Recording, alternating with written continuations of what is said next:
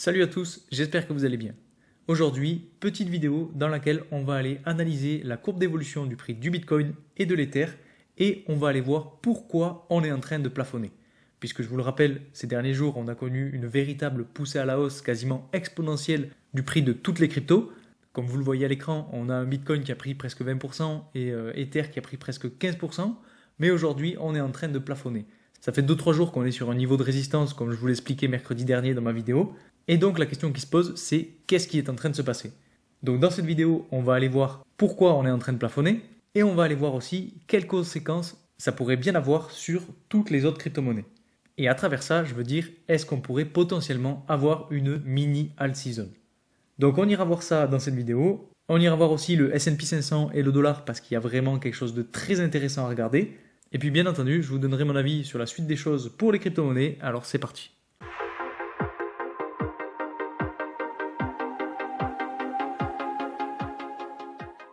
Alors comme je vous le disais tout à l'heure, oui, on a eu un Bitcoin qui a explosé à la hausse et qui maintenant stagne.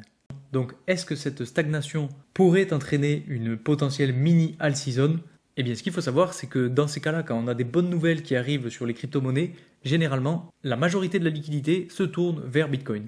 Vous savez, Bitcoin c'est le roi des crypto-monnaies, donc la plupart des investisseurs se tournent vers cette crypto-monnaie-là.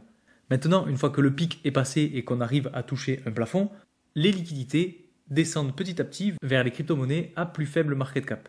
Et donc bien entendu, je veux parler de l'Ether dans un premier temps, qui est donc la deuxième crypto-monnaie avec le plus gros market cap. Et ensuite, petit à petit, les liquidités basculent vers les autres crypto-monnaies à plus faible market cap. Donc maintenant qu'on a vu une belle poussée à la hausse du Bitcoin, qu'on a eu un Ether qui a suivi, est-ce qu'on ne pourrait pas avoir une mini alt season qui puisse récupérer un petit peu toutes les dernières liquidités? Ça, c'est vraiment une question que je suis en train de me poser en ce moment. Et je pense qu'on a déjà eu certains indices qui nous montrent que ça pourrait arriver. Comme d'habitude et juste avant de commencer, pour ceux qui ne me connaissent pas, je m'appelle Louis. Je vous partage 2 fois par semaine mon avis et mon analyse sur le marché des cryptos. Donc si ces thématiques vous plaisent, n'hésitez pas à vous abonner et surtout à activer la petite cloche pour ne rater aucune de mes vidéos. Alors commençons directement par l'analyse de la courbe d'évolution du prix du Bitcoin. Donc comme j'ai déjà fait l'analyse mercredi, je ne vais pas entrer dans le détail aujourd'hui avec tous les indicateurs, etc. Je vous mets la vidéo de mercredi dernier en haut à droite et en description pour ceux qui veulent aller la voir. Vraiment, si vous voulez avoir l'analyse technique détaillée, je vous conseille d'aller voir cette vidéo. Alors maintenant, la chose la plus importante à retenir, c'est que le prix du Bitcoin s'est bien fait rejeter par ce niveau de résistance qu'on a juste ici identifié en rouge. Et en fait, il correspond au haut de canal haussier que je vous ai présenté il y a maintenant un bon moment et qui guide le prix depuis, on va dire, la fin de l'année 2022. Et maintenant, la question qui se pose, c'est qu'est-ce qui va se passer? Donc, je vous disais mercredi dernier qu'on pourrait potentiellement avoir une correction du prix à ce niveau-là qui pourrait nous amener au niveau de support des 31 000 ou des 30 000 $. Et pour l'instant, c'est ce qui est en train de se dessiner. Mais ce qui pourrait aussi arriver, c'est qu'on ait en fait une espèce de formation en drapeau haussier avec un mât juste ici et donc le corps du drapeau qui pourrait être identifié comme ceci. Et en fait, la correction qu'on a actuellement pourrait être simplement un petit retracement pour repartir à la hausse et venir chercher des niveaux comme les 37 000 ou bien les 40 000 $. Donc cette formation en drapeau haussier est une formation qui est haussière, mais aujourd'hui elle n'est pas validée. Donc honnêtement, je reste sur mes positions, je reste sur ce que je vous ai dit mercredi. Je pense qu'on va continuer d'avoir de la correction sur le prix pour venir petit à petit chercher soit le niveau des 31 000, soit le niveau des 30 000 $. Donc on aurait un prix potentiellement qui viendrait rebondir aux alentours de cette zone-là. Et ce qui me fait dire ça, c'est que bon, on a eu une belle poussée à la hausse de quasiment 40%, en tout cas sur cette zone-là, qui était plus ou moins liée à la nouvelle de l'ETF Bitcoin Spot. Et aujourd'hui, je pense que toute cette euphorie liée à cette nouvelle a bien été absorbée. On a eu notre belle poussée et maintenant, on va revenir sur des niveaux plus ou moins normaux. Alors certes, on aurait potentiellement de la correction sur le Bitcoin, mais ça ne veut pas dire qu'on aurait de la correction sur toutes les autres cryptos. Et c'est pour ça que je vous parlais de alt season ou de mini alt season en début de vidéo. Et vous allez voir, je vous en parlerai plus tard dans la vidéo, mais on a quelque chose qui est assez remarquable et qui pourrait être un des signes de cette alt season.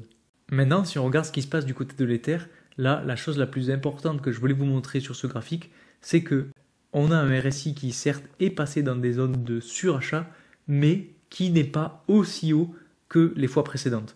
Vous vous rappelez, mercredi dernier, je vous disais que sur le Bitcoin, on était remonté au même niveau que celui qu'on avait connu en janvier 2023.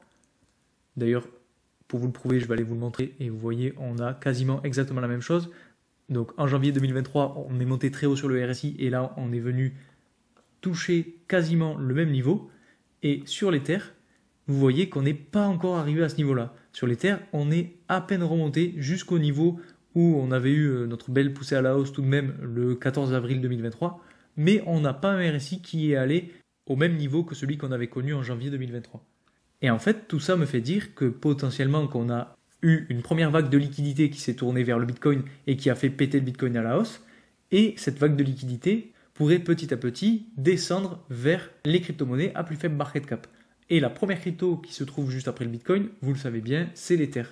Alors, bien évidemment, je peux me tromper, mais selon moi, ce qui pourrait peut-être arriver, c'est qu'on ait un niveau de support juste ici qui pourrait servir de tremplin pour une dernière petite poussée à la hausse du prix de l'Ether. Et cette dernière poussée à la hausse pourrait nous amener jusqu'au niveau de résistance des 2000 $. Donc c'est à suivre de très près et bien entendu, je vous tiendrai au courant. Alors ça peut être une théorie un petit peu bancale, je vous l'accorde, puisque l'Ether aussi suit tout de même l'évolution du prix du Bitcoin et comme le Bitcoin est en train de stagner, l'Ether stagne lui aussi, mais on n'a tout de même pas les mêmes formations. Donc l'évolution peut elle aussi être différente.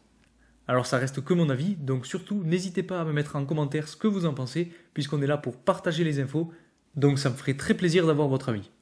Et maintenant, quand on regarde du côté des altcoins, on a quasiment la même chose, c'est-à-dire qu'on a eu donc quand même une belle poussée à la hausse, avec un RSI qui est aussi monté dans des zones de surachat, mais qui n'est pas allé aussi haut que le point qu'on a eu en janvier 2023. Et vous voyez, je ne vais pas tous vous les faire, mais à la fois sur Solana, sur Matic, sur Gala, sur Cardano, sur Atom, on a toujours des résistances qui ne sont pas atteintes et qui pourraient être atteintes lors d'un dernier pump haussier. Et vous pouvez regarder vraiment sur chacune des cryptos, c'est quasiment identique. Par exemple, je prends l'exemple de Solana, mais on a une résistance qui n'est pas atteinte, qui est pas loin d'être atteinte, mais qui n'a pas été atteinte, et on a un RSI qui est plus bas que celui de janvier 2023, ce qui est différent de ce qui se passe actuellement sur Bitcoin. Donc on aurait potentiellement encore un petit gap à franchir avant justement d'arriver à ce niveau-là sur le RSI et donc potentiellement d'aller chercher la résistance. Sur Matic, on a la même chose, on a encore un petit gap jusqu'à aller chercher la résistance. Sur Gala, c'est la même chose, on a encore un petit peu de marge pour aller chercher la résistance. Sur Cardano, pareil, on a vraiment la même chose sur quasiment toutes les cryptos. Et c'est aussi ça qui me fait dire que potentiellement, on pourrait avoir une mini alt season qui nous fasse encore pumper les altcoins de 5 à 10%. Encore une fois, ce n'est qu'une théorie. Et ce qui peut aussi se passer, c'est que tous les altcoins suivent comme d'habitude le prix du Bitcoin et qu'on n'ait pas du tout de alt season. Donc je vous livre simplement mon avis et mon analyse. Maintenant, autre chose dont je voulais vous parler, c'est le S&P 500. Puisque je ne sais pas si vous suivez, mais on a cassé à la baisse la tendance haussière qu'on avait juste ici en bleu. Et vous voyez, c'est assez net puisqu'on a quasiment 3 voire 4 chandelles journalières en dessous de cette tendance bleue qui ont amené le prix assez bas. Donc je ne sais pas si vous vous souvenez, mais je vous disais dans mes précédentes vidéos que ça aurait été pas mal d'avoir un S&P 500 qui continue d'évoluer à la hausse et qui puisse franchir petit à petit les différentes résistances. Et au final, on a eu un S&P 500 qui a bien chuté.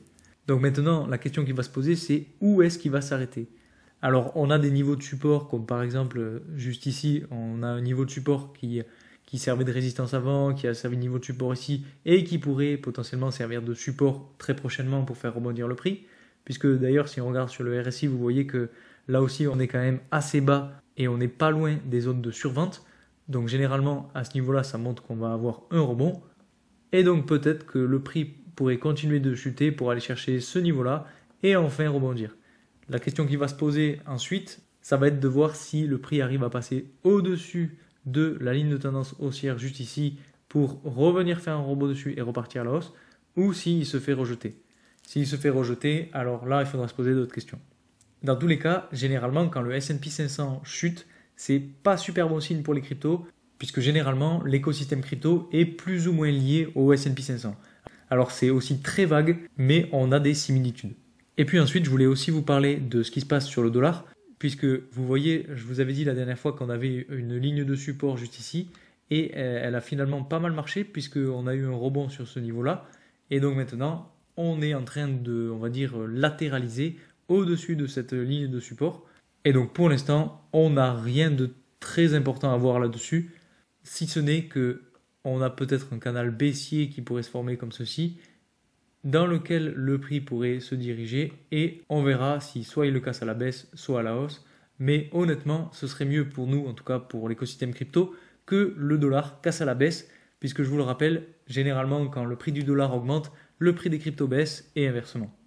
Donc voilà, c'est tout pour aujourd'hui. Ce qu'il faut retenir de cette vidéo et qui est le plus important, c'est qu'aujourd'hui on a un Bitcoin qui plafonne et qu'on pourrait potentiellement avoir des liquidités qui basculent vers les altcoins. Donc ça peut être très intéressant et ça peut offrir de très belles opportunités.